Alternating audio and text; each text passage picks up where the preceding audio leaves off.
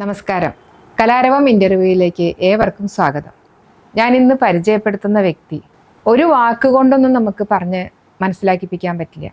പ്രായം ഒന്നിനും ഒരു തടസ്സമല്ല എന്ന് നമുക്കെല്ലാം തെളിയിപ്പിച്ചു തരുന്ന ഒരു വ്യക്തിയാണ് ഞാനിന്ന് പരിചയപ്പെടുത്തുന്നത്.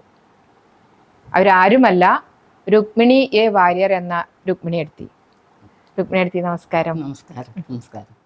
അപ്പൊ ഈ രുക്മിണി എടുത്തിയുടെ കഴിവുകൾ എന്തൊക്കെയാണ് അവർ ഇപ്പോഴും ചെയ്തുകൊണ്ടിരിക്കുന്നത് എന്നല്ല നമുക്ക് രുക്മിണി എടുത്തിയോട് തന്നെ ചോദിച്ച് മനസ്സിലാക്കാം.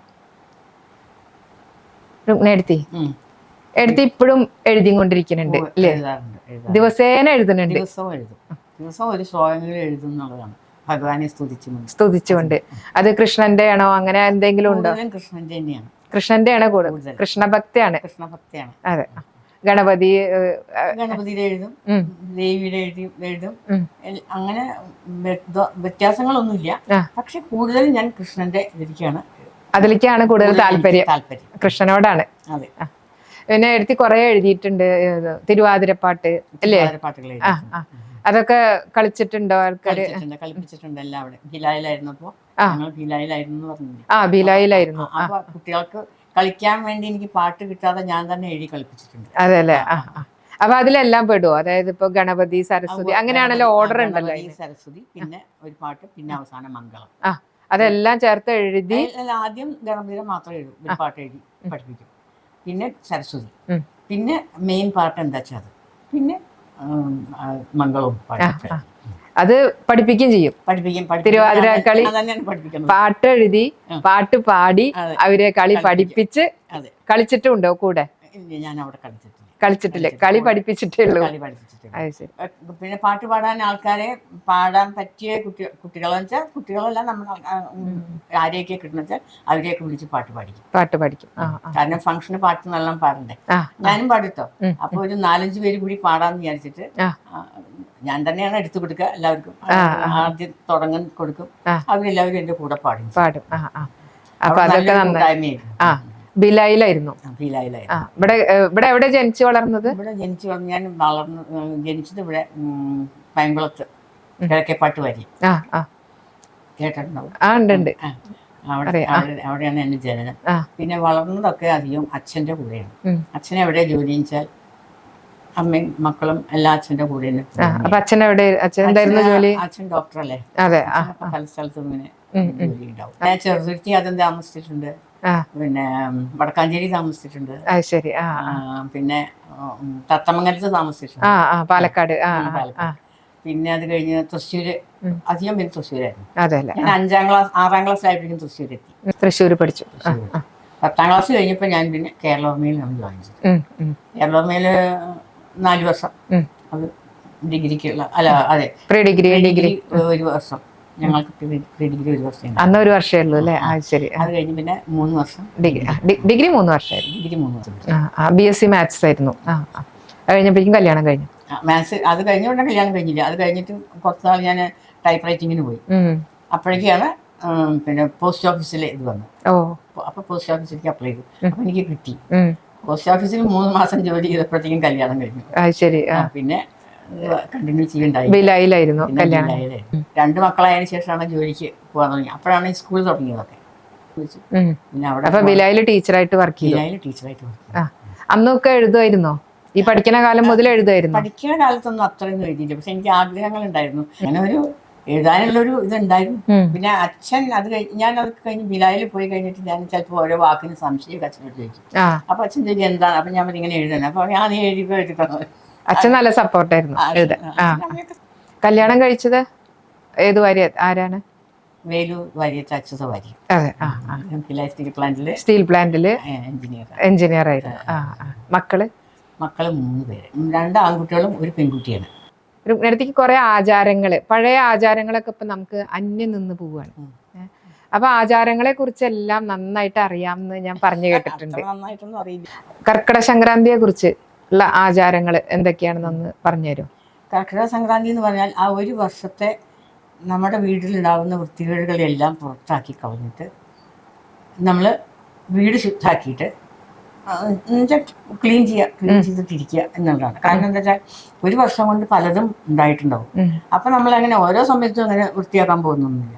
ആ സമയത്ത് പിന്നെ ഇത് ഒരു പ്രാവശ്യം അങ്ങോട്ട് നല്ലോണം വൃത്തിയാക്കി കഴിഞ്ഞാൽ കംപ്ലീറ്റ് വീട് വൃത്തിയാക്കാൻ വൈറ്റ് വാഷ് ചെയ്യൽ വരെയുണ്ട്. ശരി. ഇപ്പൊ ഇവിടെയൊന്നും അങ്ങനെ കാണുന്നില്ല, പക്ഷെ ഞങ്ങളുടെ വാര്യത്തൊക്കെ ആണെങ്കിൽ ഉണ്ടായിരുന്നു. വൈറ്റ് വാഷ് ചെയ്യൽ വരെ ഉണ്ടായിരുന്നു. വൈറ്റ് വാഷ് ചെയ്യുക, അങ്ങനെ അത് വൃത്തിയാക്കിയിട്ട് കർക്കിടക മാസം ആകുമ്പോഴേക്കും നല്ല വെളിച്ചം ഉണ്ടാവണം എന്നുള്ള ഒരു ഇരുട്ട് മഴയൊക്കെ ആയി. അതെ അതെ, കനത്ത മഴ, ഭയങ്കര ഇരുട്ട്. അപ്പൊ അതിനെ ഒന്ന് വെളിച്ചാക്കാൻ വേണ്ടി, ഒന്ന് ക്ലിയർ ആക്കാൻ വേണ്ടി, അതിന് വേണ്ടിയിട്ടാണ് ഇത് ചെയ്യണമെന്നാണ് മുത്തശ്ശി എനിക്ക് പറഞ്ഞു തന്നത്. അത് ശരി. അപ്പൊ ഈ ചേട്ടാ ഭഗവതിയെ പുറത്ത് കളയുക, ശ്രീ ഭഗവതിയെ അകത്തൊക്കെ ഉള്ള വൃത്തികേടുകളൊക്കെ പുറത്തേക്ക് കളയല്ലേ, പുറത്ത് കൊണ്ട് കളയുക. എന്നിട്ട് എല്ലാം ഇങ്ങനെ വാര്യത്തൊക്കെ ആണെങ്കിൽ ചില ഭാഗത്തൊക്കെ കിഴക്കിണി എന്നൊക്കെ പറയും. കിഴക്കിണിയിലൊന്നും വൈറ്റ് വാഷ് ചെയ്യലല്ല, ഒരു സൈസ് പെയിന്റ് അടിക്കലാണ്. അത് അപ്പോഴേ ചെയ്യുള്ളൂ. അത് ശരി. അതുമാതിരി നടുമിറ്റൊക്കെ ഉണ്ട്. അപ്പൊ നടുമിറ്റത്തിന് 4 വശത്തും കല്ലാണ്. അപ്പൊ ആ കല്ല് കുറച്ച് കഴുകുക, അതൊക്കെ ഞങ്ങളെയൊക്കെ വിളിക്കും കുറച്ച് കഴുകാനും ഒക്കെ. അപ്പൊ ഈ ഉറച്ചു കഴുകണതൊക്കെ കർക്കിടക സംക്രാന്തിക്കാണ്. അല്ലാതെ ചെയ്യും, പക്ഷെ കർക്കിടക സംക്രാന്തിക്ക് വിശേഷമാണ്, തീർച്ചയായിട്ടും മസ്റ്റാണ് ചെയ്യണം. അതിന്റെ കർക്കിടക സംക്രാന്തിക്ക് മുമ്പ് ഇതെല്ലാം ക്ലീൻ ചെയ്യണം. തൂണൊക്കെ ഉരച്ച് കഴുകുക, വാതില് കഴുകുക, ജനലും വാതിലും ഒക്കെ വെള്ളം ഒഴിച്ച് കഴുകുക, ഉരച്ച് കഴുകുക. അതിനത് പാറകത്തിന്റെ അല്ലേ. പിന്നെ എന്താ വെച്ചാൽ അതിന്റെ ഈ പിടിയും ഇതൊക്കെ ഉണ്ടാവില്ലേ, അതൊക്കെ ഒന്ന് നല്ലോണം അത് വെണ്ണീറിട്ട് തന്നെയാണ് വെണ്ണീറൊക്കെ പിടിയൊക്കെ നല്ല പിച്ചളയുടെ ഒക്കെ അങ്ങനെയൊക്കെ ചെയ്യിക്കാതൊക്കെ ഉണ്ടായിരുന്നു. മുമ്പ് പാറകത്തിന്റെ ഇലക്ക് വേണ്ടിട്ട് പോവും. കർക്കിടക സംക്രാന്തി ആകുമ്പോഴേ നമ്മുടെ ഇപ്പോഴത്തെ സാൻഡ് പേപ്പറിന്റെ അതേതാണല്ലോ പാറകത്തിന്റെ ഇലക്ക്. അതൊക്കെ വൃത്തിയാക്കിയിട്ടാണ് പിന്നെ ഇപ്പൊ രാമായണ മാസമാണ് കർക്കിടക മാസം എന്ന് പറയുന്നുണ്ട്. പക്ഷെ പഴയ ആൾക്കാരൊക്കെ പറയണത് മുമ്പ് എന്നും രാമായണം വായിക്കുന്നതാണ്. ഇപ്പൊ എന്താണ് ഇപ്പൊ ഇങ്ങനെ കർക്കിടക മാസം മാത്രം ഒരു രാമായണം? അതിനെ പറ്റിയിട്ട് എനിക്ക് അത്രയ്ക്ക് അറിയില്ല. ഞങ്ങള് സാധാരണ അന്നും ഉണ്ട് കേട്ടോ, കുറച്ച് കഴിഞ്ഞപ്പോൾ കേട്ടു തുടങ്ങിയിരിക്കുന്നു. ഞാനൊരു 5ാം ക്ലാസ്സിലൊക്കെ പഠിക്കുമ്പോഴേക്കും അവിടെ കേട്ടു തുടങ്ങിയിരിക്കുന്നു. പക്ഷെ അതെന്താണെന്നുള്ളത് എനിക്ക് മനസ്സിലായിട്ടില്ല. വായിച്ചാണെന്ന് വെച്ചാൽ ദിവസം രാമായണം വായിക്കണം. അതും ഉച്ച കഴിഞ്ഞിട്ടേ വായിക്കുള്ളൂ. അതെ അതെ, രാവിലെ ഒന്നും രാമായണം വായിക്കില്ല, ഉച്ച കഴിഞ്ഞിട്ട് 2 മണി. അത് അടിയെണ്ണം മുത്തശ്ശി അടി എണ്ണിട്ടാണ് പറയാ രാമായണം വായിക്കാറായി എന്നൊക്കെ. വിളക്കുളത്തിന് മുമ്പ് കഴിക്കും. സന്ധ്യക്ക് അടിച്ചു കഴിഞ്ഞ് തുടങ്ങിയിട്ടുണ്ടല്ലോ, അതിന് മുമ്പ് കഴിയണം. ദിവസേന വായിക്കും. പക്ഷെ ഇപ്പൊ കർക്കിടക മാസം രാമായണ മാസമായിട്ടാണ് ആചരിക്കുന്നത്. ആർക്കും സമയമൊന്നുമില്ല, സൗകര്യമുള്ളപ്പോ വായിക്കാമെന്നായിട്ടുണ്ട്. അത്രേ പറ്റുള്ളൂ. ജോലിക്ക് പോണവരെ എന്താ ചെയ്യണം അല്ലേ, അവർക്കും വായിക്കണമെന്നുണ്ടാവും. അപ്പൊ അത് ആയിക്കോട്ടെ, അതിന് കുഴപ്പമൊന്നുമില്ല.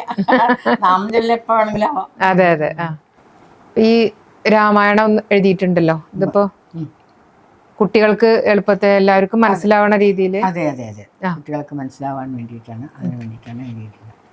ലളിതമായ ഗദ്യത്തിലുള്ള ഉണ്ടോ അധ്യാത്മരാമായണം. അതെ, പദ്യമല്ല, ഗദ്യ രൂപത്തില് എളുപ്പത്തിൽ മനസ്സിലാവുന്ന രീതിയിൽ ഒരു എഴുത്തി എഴുതിയിട്ടുള്ള ബുക്കാണ്. ഇതൊക്കെ ശ്ലോകങ്ങളുടെ, അതെ അല്ലെ, ശ്ലോകങ്ങളുടെ ഒരു ബുക്ക് എഴുതി.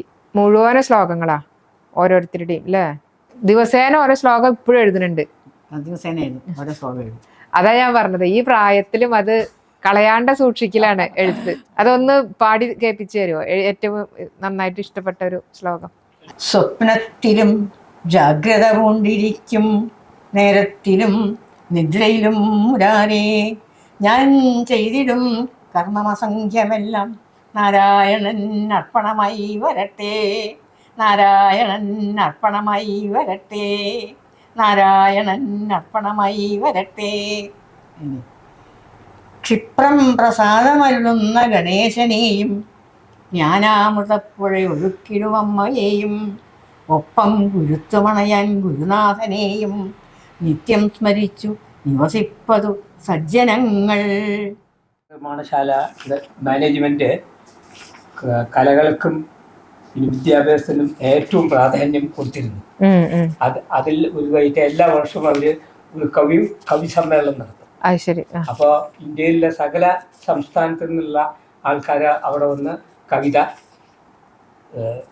ഇത് വായിച്ച് ഇതിൽ ഇരിക്കും. ഞങ്ങൾ ആ സമയത്ത് നടക്കുന്ന സമയത്ത് നാട്ടിൽ പോയിരിക്കുകയായിരുന്നു. തിരികെ വന്നു. അതിൻ്റെ ഒരു ദിവസം മുമ്പേക്കാണ് തിരികെ അവിടെ എത്തിയത്. അപ്പോൾ അതിൻ്റെ നടത്തിപ്പുകാർ പറഞ്ഞു ഒരു കവിത പറഞ്ഞു. അപ്പോൾ പിന്നെ മലയാളത്തിൽ അയ്യോ മലയാളം ധാരാളമായി കഴിഞ്ഞു, ഇനി യാതൊരു വൃത്തിയില്ല, സംസ്കൃതത്തിൽ ഒരു കവിത എഴുതാൻ പറ്റിയെങ്കിൽ എഴുതിക്കൊള്ളുന്നു. അങ്ങനെ ഒരു സംസ്കൃതത്തിലെ ഒരു കവിത എഴുതിയില്ലായിരുന്നു. അതിന് പ്രൈസും കിട്ടി. കൃഷ്ണാമൃതം എൻ്റെ പേരതാണ്. ഭക്തവത്സല ശ്രീകൃഷ്ണ ദീനബന്ധോ ദയാനിധേ ത്വൽപാദയോ നമസ്കൃത്യ ധ്യായാമ്യഹം സദാ പ്രഭും ത്വമേവ ശരണം കൃഷ്ണ നാന്യദേവാൻ മഹീതലേ സർവഭാവാൻ നിരുന്ധ്യാമേ ത്രാഹി മാം മധുസൂദന കമലാവല്ലഭ ശൗരേ രാജീവക്ഷ പ്രജാപതേ നന്ദനന്ദന ഗോവിന്ദ പാഹി മാം കരുണാനിധേ ഇദം സ്തോത്രം ഭജേർനിത്യം ഭക്തിഭൂപം സമാനവ പ്രാപ്നോതി സകല ഐശ്വര്യം മോക്ഷസിദ്ധിം ച വിന്ദതേ. എത്ര നന്നായിട്ട് എഴുതിയിരിക്കുന്നത്. അപ്പൊ അതിന് പ്രൈസ് കിട്ടിയത് അത്ഭുതമൊന്നുമില്ല. അത്രയും ഭഗവാൻ അതിൽ ഇറങ്ങിയിരുന്നിട്ടുണ്ട്. അതെ അതെ. ഇവിടെ ഇന്ന് ഇത്രയും നാമം ജപിക്കും. അതിപ്പോ അതിനൊരു അനുഗ്രഹമല്ലേ. പിന്നെ എന്നും ഒരു ശ്ലോകം എഴുതാൻ പറഞ്ഞാൽ എന്താ സാധിക്കുന്നുണ്ടല്ലോ ഭഗവാന്റെ അനുഗ്രഹം. അതെ അതെ അതെ. അപ്പൊ ഇത്രയും നേരം, അതും രുക്മിണിയുടെ വിലപ്പെട്ട സമയം എൻ്റെ ഈ കലാരവത്തിന് വേണ്ടി തന്നതിന് ഒരുപാട് ഒരുപാട് നന്ദി, സ്നേഹം, കടപ്പാട്. ഇത് കാണുന്ന എല്ലാവർക്കും കുറേ കാര്യങ്ങൾ മനസ്സിലാക്കാൻ പറ്റും. എനിക്ക് അതിനെക്കാട്ടിലും സന്തോഷമുണ്ട് കുട്ടിയുടെ വന്ന് ഇത്രയും ഇത്രയും സമയം പോയത് ഞാൻ അറിഞ്ഞിട്ടില്ല. എനിക്ക് ഭഗവാന്റെ കാര്യങ്ങൾ പറയുകയാണെന്ന് വെച്ചാൽ പ്രത്യേകിച്ച്, അല്ലാണ്ട് നമ്മൾ വീട്ടുവർത്തമാനം പറഞ്ഞതിനെക്കാട്ടിലും എനിക്ക് കൂടുതൽ ഇഷ്ടം ഭഗവത് കാര്യങ്ങൾ പറയുന്നത് തന്നെയാണ്. ഭഗവാന്റെ അനുഗ്രഹം, കടാക്ഷം എല്ലാം എല്ലാവർക്കും ഉണ്ടാവട്ടെ. എന്തായാലും ഞങ്ങളുടെ ഈ യാത്ര ഇവിടെ അവസാനിക്കുന്നില്ല. പുതിയ വിശേഷങ്ങളുമായി വീണ്ടും കാണാം.